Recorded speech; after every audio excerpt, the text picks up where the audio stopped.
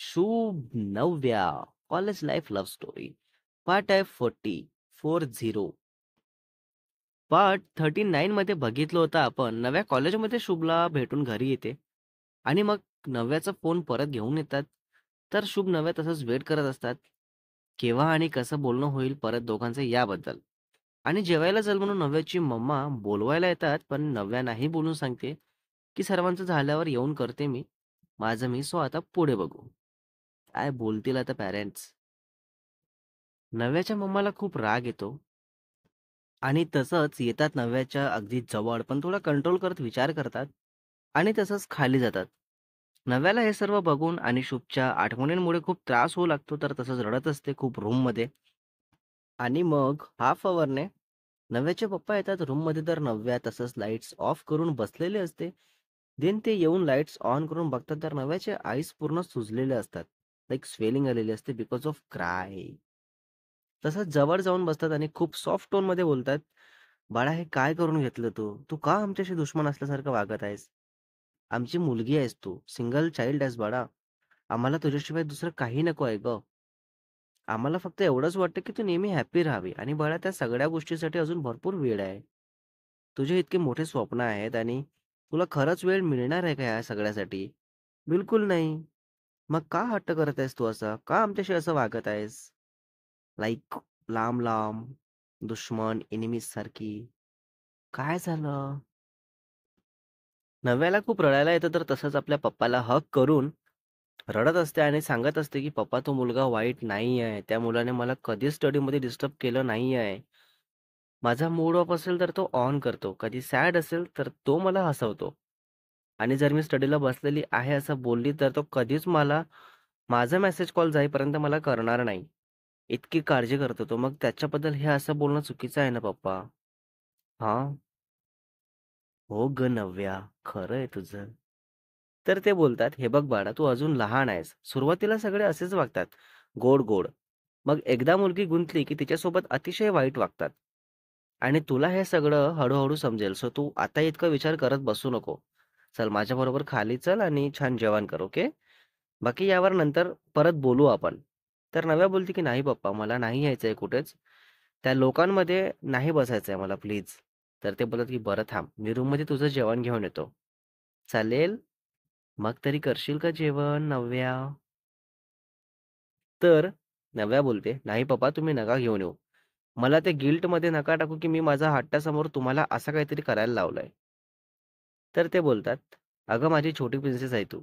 आज कॉलेजमध्ये जाते म्हणून काय मोठी झाली समजते का? तू कितीही मोठी झाली असली तरी माझ्यासाठी छोटी प्रिन्सेसच असणार आहेस. तू सो थांब, असा गेलो, असाच आलो." तर दोघेही हसतात त्यावर. तर ते बोलतात की "अरे, अरे, हे काय पूर्ण नोज पॅक झालेलं दिसत आहे. जा, जा पटकन फ्रेश हो आणि फेसवरून छान पाणी वगैरे घेऊन ये." तर नव्याचे पप्पा खाली जातात आणि मग नव्याची मम्मा जेवायचं ताट घेऊन येतात आणि नव्याचे पप्पा पाणी घेऊन येतात. वॉव! नव्या दोघांनाही सोबत बघून बघतच राहते, तर नव्याची मम्मा बोलते, की "ये बाळा, बस पटकन. जसं रागावते तसं लाडसुद्धा करतो आम्ही, पण तुला जे समजवत आहे, आम्ही ते समजून घे बाळा, कारण आजची पिढी ही किती ॲडव्हान्स आहे हे तुला वेगळं सांगायची गरज नाहीये. चल फटाफट हा कर, जेवण फिनिश कर. बाकी बोलू तुला जे बोलायचं आहे त्यावर." तर नव्या जेवण करते फटाफट आणि मग नव्याची मम्मा विचारतात शुभबद्दल, तर नव्या सगळं खरं काय ते सांगते. तर त्यानंतर नव्याची मम्मा बोलतात, की "हे बघ बाळा, अजून तू लहान आहेस आणि असा हट्ट करून काही सिद्ध होणार नाही आहे. सो आम्ही जे सांगतो ते ऐकशील तर बरं होईल, कारण मागे जे घडलं ते आम्हाला परत घडू द्यायचं नाहीये." मागे हेच घडलं, की नव्यासोबत एक मुलगा रिलेशनशिपमध्ये होता आणि तो वेळेवर नकार दिला फॉर अ मॅरेज. नव्या लगेच बोलते, की "मम्मा, तू त्याला भेटून बघ ना. तू स्वतः बोलशील, की मुलगा खरंच चांगला आहे." असं. "पण प्लीज मम्मा, त्याच्याशी न बोलता, त्याला न पर्सनली ओळखता, असं नको बोलू गं. आधीच्या मुलासारखं बिलकुल नाहीये तो. प्लीज ऐक ना मम्मा." तर त्या बोलतात, की "अगं त्याला भेटून बोलून काय करू मी? अजून तुम्ही कॉलेजमध्ये आहे आणि इथे तुमचं साधं कॉलेज कंप्लीट नाहीये. आणि त्याच्याशी काय लग्नाचं बोलू का? आणि कशावरून हे खरं समजायचं, की तो तुझ्यासाठी घरच्यांना मनवणार म्हणून, लाइक लग्नासाठी. उद्या जाऊन डायरेक्ट नकार दिला किंवा त्याच्या घरच्यांनी नकार दिला, तर काय करशील?" तर नव्या शांतच असते. Just no answer. आणि मग परत नव्याचे मामा बोलतात, की "हे सर्व सोड आणि स्टडीमध्ये लक्ष दे." तर नव्या शांतच असते आणि तसंच नव्याचे मम्मा-पप्पा बसतात काही वेळ आणि चालले जातात. तर हाफ अवर नव्या रूममध्ये फक्त विचार करत बसते आणि मग तसंच आपल्या मम्माच्या रूममध्ये जाते आणि फोन मागते. तर त्या कारण विचारतात, तर नव्या स्टडीचं कारण सांगते. तर त्या बोलतात, की चुकून पण त्याला कॉल मेसेज करायचा नाही आणि आले तर रिसीव्ह करायचं नाही. सेटिंग करून आहे सगळंच इथे, सो लगेच समजेल आम्हाला, हे विसरू नको. तर नव्या हो बोलून फोन घेते आणि जाते आपल्या रूममध्ये आणि तसंच डोअर बंद करून शुभला करते कॉल. जो वे शुभने सांगितलं तसंच, लाईक सिक्रेट वे, ज्या कॉल्समुळे मेसेजेसमुळे घरच्यांना काय कोणालाही कळणार नाही, असा secret way. Wow, so amazing. शुभ जागाच असतो तर रिसीव्ह करतो कॉल आणि मग नव्या सगळं सांगते. तर शुभ ऐकून घेऊन बोलतो, की "हे बघ नव्वू, त्यांचं बोलणं लाख खरं असेल, पण मी तुला सोडून जाणार नाही आणि तुला धोका पण देणार नाही आणि घरच्यांसाठी पण कधी सोडून देणार नाही आणि घरच्यांनी नकार दिला तर मी त्यांना मनवणार, पण मध्येच साथ सोडणार नाही. हा प्रॉमिस आहे माझं तुला. ओके?" तर नव्या बोलते, की "आय नो शुभ, पण कुठेतरी भीती वाटते आणि मला काय वाटतं, आपण बोलत नाही, भेटत नाही हेच सांगते. आता घरी बाकी पुढचं पुढे बघू कॉलेजनंतर, कारण आतापासून आपल्याला हे लोकं पुढचं विचारले, तर आन्सर करायला काही नसेल ना. सो म्हणून या कीप इट सिक्रेट, प्रायव्हेट." तर यावर शुभ बोलतो, "ठीक आहे, असंच करू आणि तू या सिक्रेट वेनेच मेसेज कॉल कर, कारण बाकीच नॉर्मली केली तर फोन काढून घेतील आणि देणारही नाही. सो म्हणून." तर नव्या बोलते, की "हो, ठीक आहे. आणि बाय द वे कॉलेजमध्ये डान्स कॉम्पिटिशन आहे आणि मी पार्टिसिपेट करणार आहे." तर शुभ इन्स्टंट विचारतो, की "मुलं पण आहेत का?" तर नव्या सांगते, की "नाही तर ओन्ली गर्ल्स." ॲक्चुअली 3 गर्ल्सचा ग्रुप आहे डान्स, ज्यात मी सेंटरला आहे आणि एक माझा सिंगल आहे. तर शुभ विचारतो, की "ओके, आणि सॉन्ग कुठलं आहे?" तर नव्या सांगते, की मिक्स सॉन्ग्स आहेत, रिमिक्स. ओह! शुभ बोलतो, "बाय द वे बाहेरच्या लोकांना अलाऊ आहे का मग?" तर नव्या बोलते, "जेव्हा स्टुडंट्स आत येतात सगळे, तेव्हा त्या गर्दीत मिक्स होऊन येऊन जा. म्हणजे काही कळणार नाही." तर शुभ ठीक आहे बोलतो. ते दोघांचं तसंच थोड्या वेळ बोलणं होतं आणि मग शुभरात्री विश करून दोघेही झोपी जातात.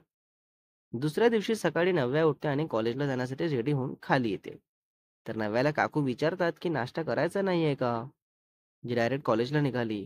तर नव्या काही न बोलता गाडीची चावी घेते. तर ते बोलतात, की "तुला स्वतःला जायचं नाहीये कॉलेजला. सोडून देणार आहे तुला. थांब बस, आधी नाश्ता करून घे." बापरे!